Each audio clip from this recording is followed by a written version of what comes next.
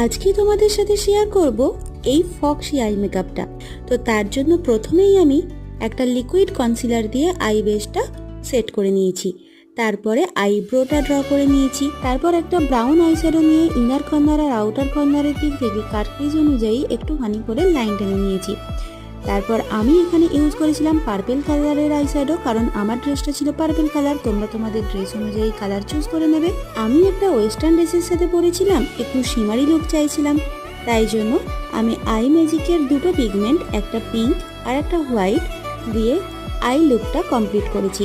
আর তারপর হোয়াইট পিগমেন্টটা দিয়ে একটা গ্লিটার গ্লুয়ের সাহায্যে আমি ইনার কর্নারের দিকটা আর আউটার কর্নারের দিকটা সরু করে উইং টেনে নিয়েছি। এরপর সরু করে একটা আইলাইনার টেনে নিয়েছি আর অ্যাপ্লাই করেছি মাস্কারা আর eyelash. And final step, brow জোনটা হাইলাইট করে নিয়েছি। ব্যাস কমপ্লিট আমার ফক্সি আই মেকআপ।